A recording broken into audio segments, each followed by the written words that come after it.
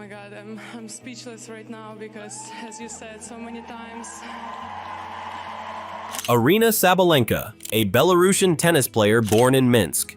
She is not only one of the top-rated female tennis players, but also the world's #1 in both singles and doubles. This is why it's no surprise that her net worth spans over $30 million, which is an accumulation of prize money, her victories, and the fact that she's a walking advertisement for many high-end brands like Nike.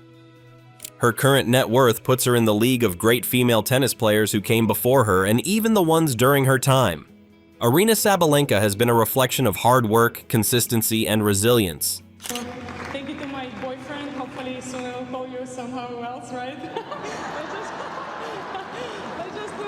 When she's not serving on the court, she's surrounding herself with the people she loves, like her family and her boyfriend-turned-fiancé. It was revealed to the public on the 3rd of March, 2026, that she was engaged to her boyfriend, Georgios Frangoulis. Fans were very happy when this made headlines, and some couldn't help but remember the cheeky remark she made to her boyfriend at the time after a couple got engaged during her match. But I looked at my boyfriend. Yeah. Charlie. No pressure. While wishing the couple nothing but love and happiness, she also jokingly inserted "no pressure" to her boyfriend. Now 7 months after that happened, she herself got engaged.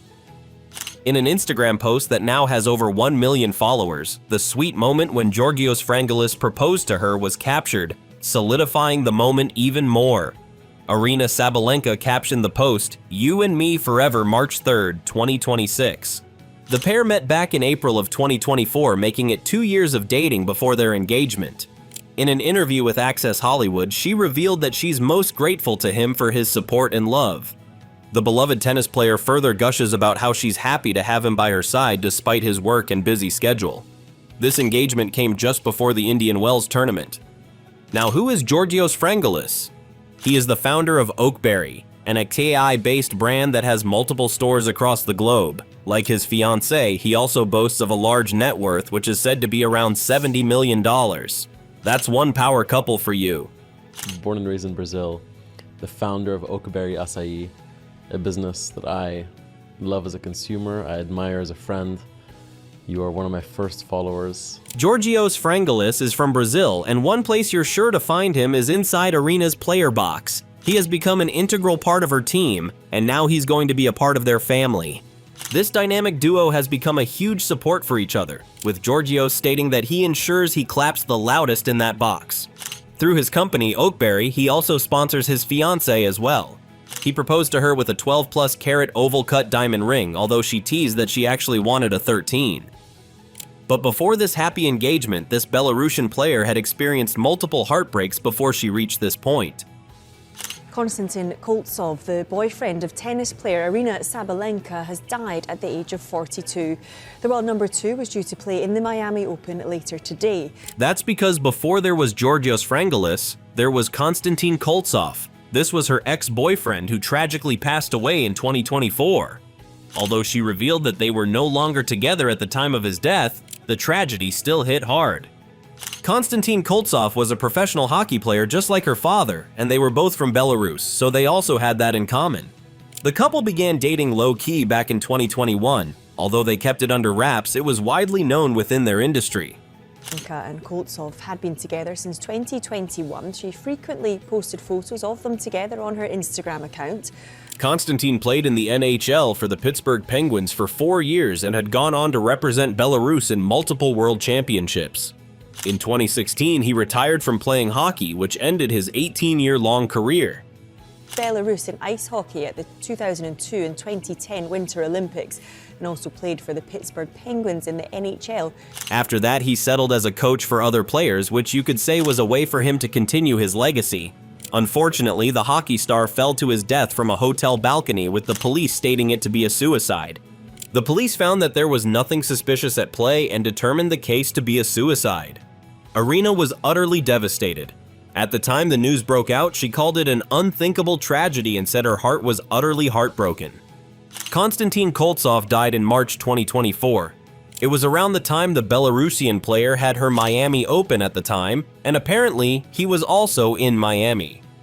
During the time of their relationship, the couple traveled around together and were often posting the other person on their Instagram. You mentioned your father there. I mean, do you feel like you're sort of playing sometimes to honor his memory? Sadly, the tennis star is no stranger to losses in her life. Back in November 2019, she lost her father, Aryna Sabalenka, to meningitis. He was only 43 years old when he passed. This came as a total shock to her and her family. At the time, she was only 21 when this happened. Her father, who was a hockey player, was also one of her biggest motivations for playing tennis and her biggest supporter. Her love for it started at just 6 years old when her father took her to an empty tennis court.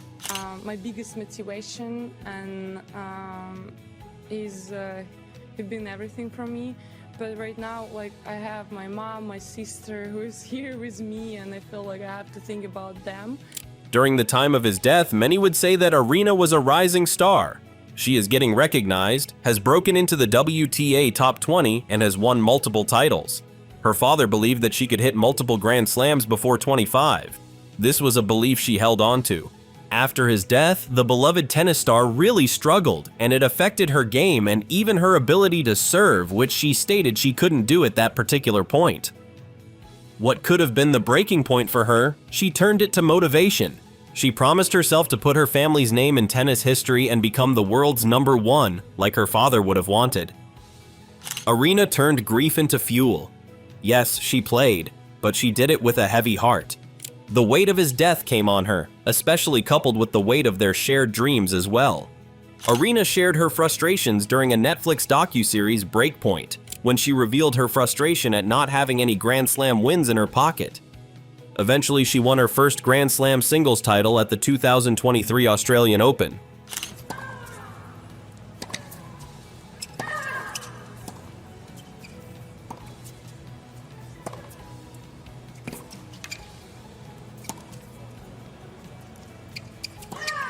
After going through a tragedy such as this, the mental toll it took on Aryna Sabalenka could be seen in how she played her game. Many tagged her as an inconsistent player. Yes, she was talented and her hitter was so powerful and fast, but many were always quick to point out how inconsistent she was at her game.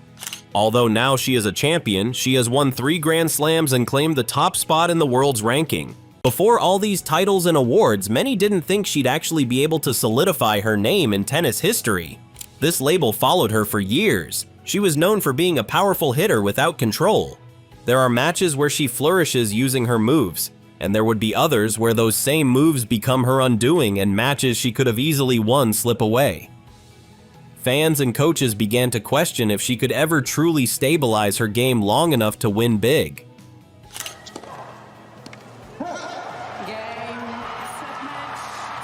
The question that silently crossed everybody's mind, and maybe even hers, was, would she be able to keep her promise to her father in the end? No one ever questioned her sheer talent, only her consistency.